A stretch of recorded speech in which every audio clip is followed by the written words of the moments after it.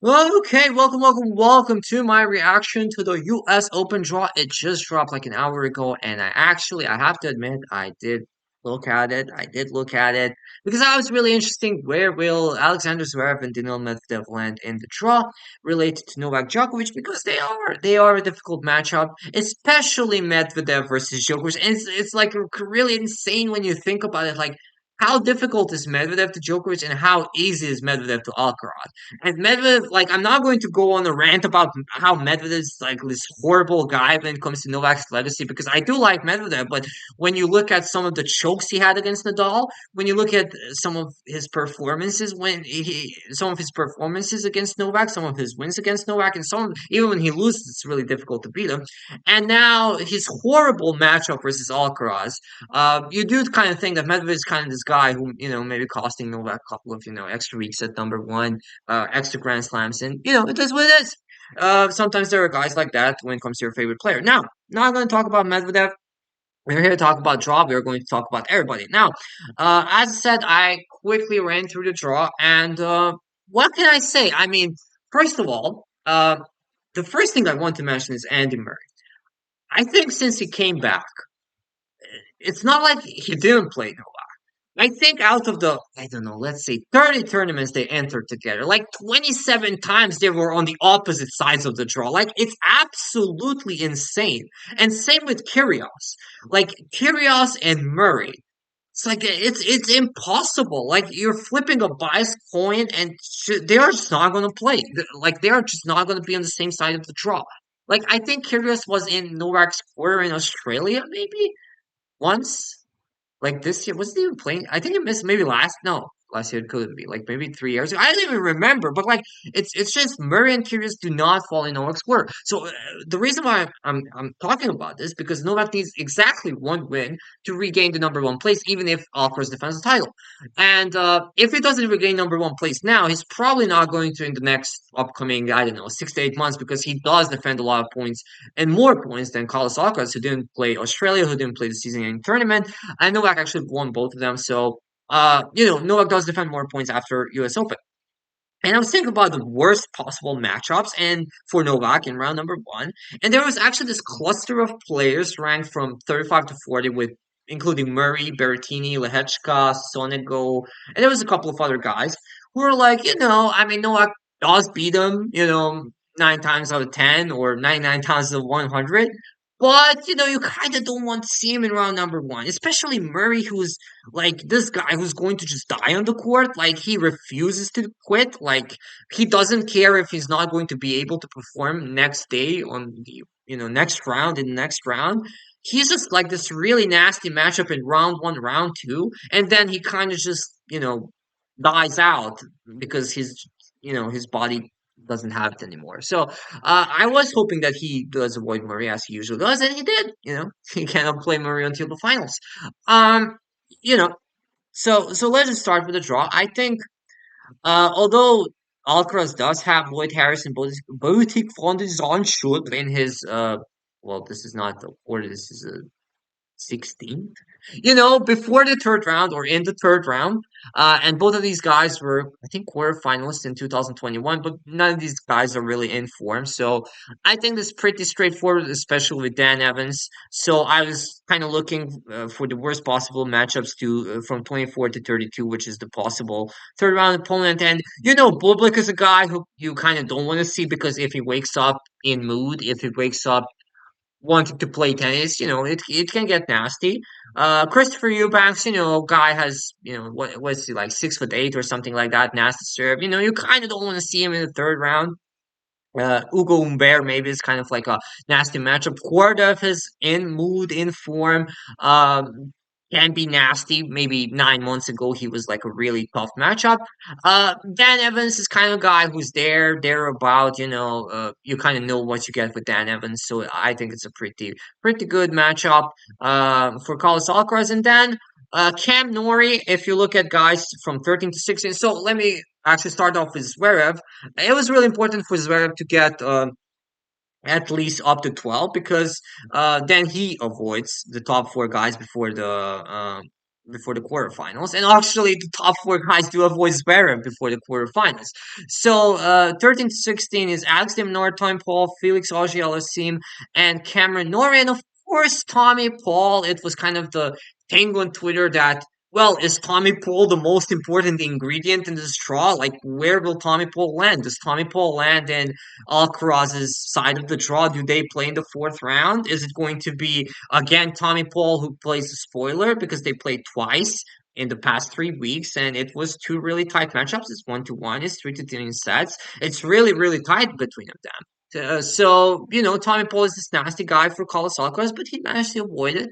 It was 25% he gets him, and he did manage to avoid it. And of course, the Alex de Minaur is also not an easy matchup. So, out of these four guys, Cameron Norrie is probably the best matchup for either Novak or Alcaraz. And then Felix, if you think about Felix from 18 months ago, it's totally a different thing when he was a top 10 player. But now he's totally out of form. He just cannot win two matches in a row. So, it's pretty. And spoiler alert, actually, Felix is Novak's potential opponent in round number four. So, I'm not going to complain about that. But on the other side, so if this was Novak's quarter, of these exact players, Zverev, Murray, Dimitrov, Vavrinka, Sonego, Sinner. So basically, these six guys can, in theory, in my opinion, make the quarterfinals. And if those six guys were in Novak's quarter, I'd be like, yeah, this is really annoying because those are some of guys, and I know that, Dimitrov maybe beat him once, but Dimitrov was basically the toughest matchup in Australia. Like, if you look at the seven matches that Novak had, Dimitrov was the most difficult match. Like, yes, he was the most injured there. I mean, he was pretty good versus Tsitsipas in the finals. His movement is much better, but Dimitrov, I mean, I will always respect these guys who can wake up and play exceptional tennis over guys who are kind of there, have a ceiling, like maybe Casper Ruud. I know it's maybe not a nice thing to say, but it is what it is. Like, I always be more scared about, Murray in round number one, maybe Dimitrov in round number three, maybe Sinner in the quarterfinals, maybe Vavrinka. So, like I was thinking about this, so if Wawrinka actually gets to the quarterfinals and he would, like, say, in theory face Novak, that's a bad sign, which would mean that Wawrinka is actually in form. So, that wouldn't be pretty.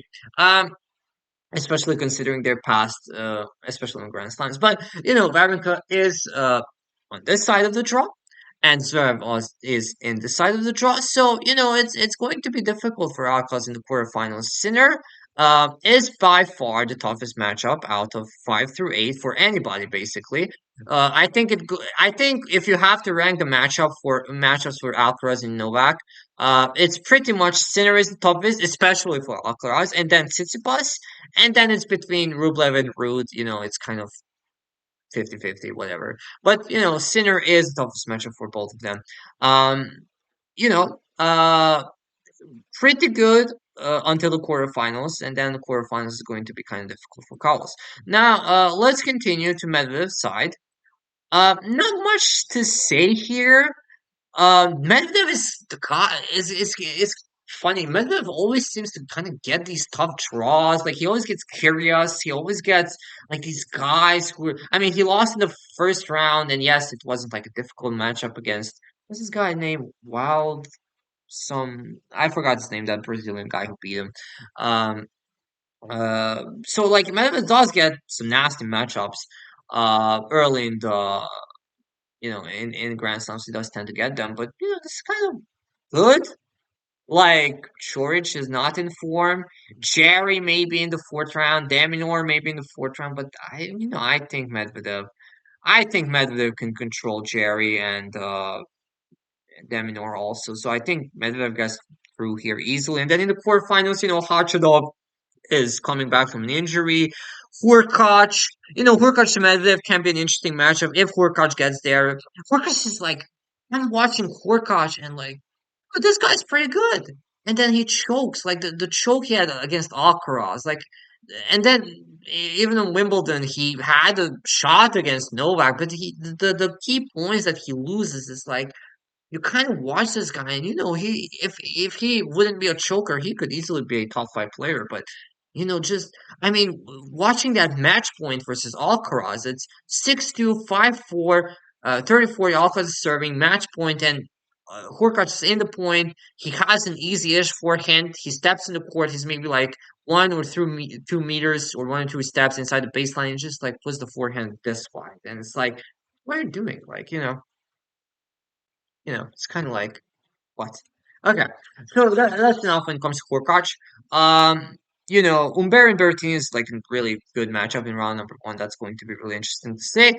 Monfils versus probably Rublev here in the round number two. If Monfils is healthy, that can get nasty for Rublev. Rublev has lost 8 out of 8 quarterfinals on Grand Slam so far, and if he gets there, he's probably losing to Daniil Medvedev. So, it's maybe even better for him to lose in the second round. I'm joking, but Monfils, it's kind of like similar to Murray, maybe even worse than Murray when it comes to damage he can do to players, to seeded players, not named Novak. Obviously, he's 0-19 versus Novak. Um, Early in the tournament, and then his body usually gives up. So it's not really a good thing for Rublev to see Monfils in the second round, and then maybe Berrettini in the turnaround. Berrettini can do some things. Berrettini and Umber is an interesting matchup. And then, of course, Medvedev. I think Medvedev easily gets through here. I think Medvedev gets to the semis, even if he's not in like top form. And then Medvedev versus Alcaraz. If Alcaraz gets there, it's a totally bad matchup for Medvedev. But against maybe other guys, Zverev, Sinner, that would be a interesting match.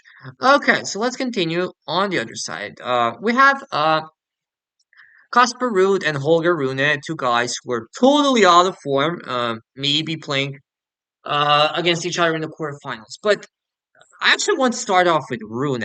Rune, who's totally out of form. Look at these guys.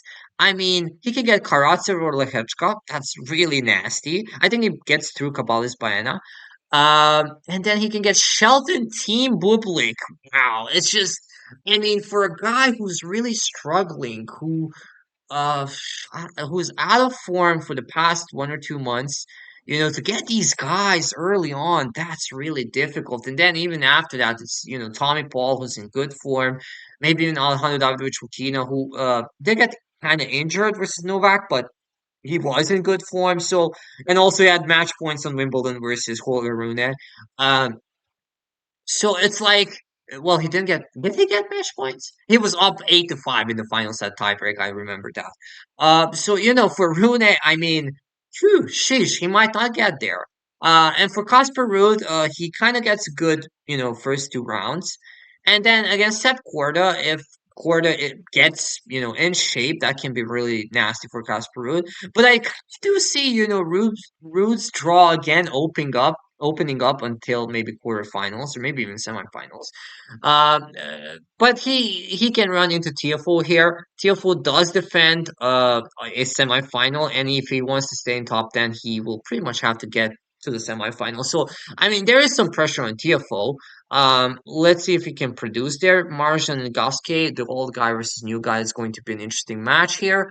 Uh, so yeah, it's really difficult for Rooney in the early rounds. For Ruud, it's kind of decent. Depends what Korda does, pretty much, and what Tiafoe does.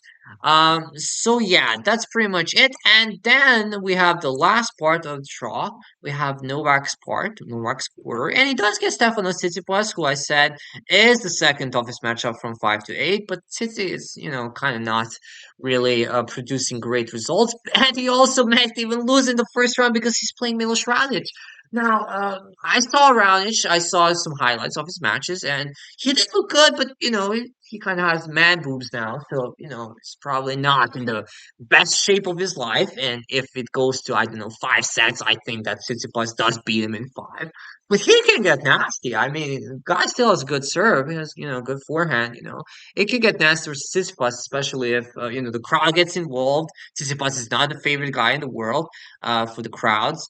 It can get interesting. Maybe even Tsitsipas loses in the first round. And then he gets Christopher Eubanks if Eubanks gets there, which would be the rematch of their fourth round matchup at Wimbledon, and Eubanks beat him there. So maybe that was kind of due to fatigue because Tsitsipas did play that five setter versus Murray to 2 days, and then after it, he I think also had maybe a difficult matchup or previous to that. Yeah, previous to that, he played team in the first round, which was five sets, and I think that was also through 2 or 3 days because in the beginning of Wimbledon there was plenty of rain. Yeah, I do remember that. So Tsitsipas was kind of probably exhausted versus Christopher Eubanks, but that'll be an interesting rematch to see. So it's not that easy for Steph to get to Novak. And then, Musetti and Tsitsipas, that can get nasty. And Fritz and Tsitsipas can get nasty. So, I mean, Tsitsipas does have a difficult draw and he's not seeded. You kind of almost got used to Tsitsipas being seeded as a top four player. And now he's ranked number seven. So, maybe that's partially a reason why he kind of got a more difficult draw. Now let's go to Novak. As I mentioned in the beginning of the video, I was hoping that he avoids some guys that is pretty much guaranteed that he regains number one place because he needs one win and one win exactly, or one win only, and he will probably get it. It's a pretty good matchup. Round two is also pretty good, straightforward. And then round three is also pretty good. Two qualifiers. Las Logeros is probably out of the guys from 24 to 32, the easiest matchup. Maybe Echeverry is also pretty good for Novak or Dan Evans, maybe or Borna George, who might not even get there. But it's pretty good. Brent Nakashima, decent player, but nothing special. And then, when you look at this part, I mean, maybe Wesley gets there. I don't know. Like, maybe McDonald gets there because Felix is totally out of form. And as I said, if you would look at Felix from 18 months ago and you would see him in Novak's, not even quarter, no, Novak's eighth, basically, of the draw, you would think, okay, maybe that's too early. Maybe it's a difficult matchup. Maybe, Novak gets into some trouble. It's 4 sets, 5 sets. But right now, Felix might even not, get there. And it may be a random player that plays Novak in round number four, and maybe a random player plays Novak in the quarterfinals because Tsitsipas might not get there. Uh, I don't know, Fritz. Who knows with Fritz? He doesn't have great results in Grand Slams. Musetta is kind of a guy who can get there, but who knows? Maybe Christopher Eubanks picks up some form. I do not think that Raonic can maybe get 4 wins in a row with I totally see Novak's quarter falling apart. Like this may be like some of the Nadal draws. Like I'm not trying to throw shade, but Nadal did win. Was it 2017 or 2019 where the highest seeding was 20 something, like Kevin Anderson. So um, you know, this might be one of those draws when everything falls apart and he basically just does not face any of the higher seeded players. And also, if we go back here, like this part might also fall apart because Rune might not make it through, I don't know, round three. Rude is totally out of form. So maybe Tiafoe gets to the semis. Maybe Tommy Paul gets there. I mean, Tommy Paul actually has a semifinal versus Novak in Australia. So, I mean, maybe it will happen again. Maybe Davidovich Fokina finally doesn't choke. Like who knows what can happen there. So I'm pretty happy with the matchups there. I would if I have a wish, I would like to avoid Rune because if he gets to the semis, that means he has his form back, and Rune can't get that. But I do not see Rune beating Novak in best of five. So when it comes to Novak's side, it is. I mean, it's pretty good. It is as good as it gets. Alcaraz does have a bit, more difficult draw, but he has better matchups than Novak when it comes to elite players like Medvedev. So, I think Novak versus Alcaraz is on. Novak versus Alcaraz 5 is on for the finals. I totally see that happening. And yeah, that's pretty much it. So thank you very much, guys, for watching and listening. And the US Open starts in 3 days. I think I'll be making some tennis videos, some reactions, if I will have some inspiration. And yeah, hopefully I can buy a new camera soon. I will buy a new camera. Let's set a deadline, maybe September 30th. Okay. If no, let me do this. If Novak wins the US Open, I'll go and buy a new camera. Okay, so it's on Novak. It is what it is. See you.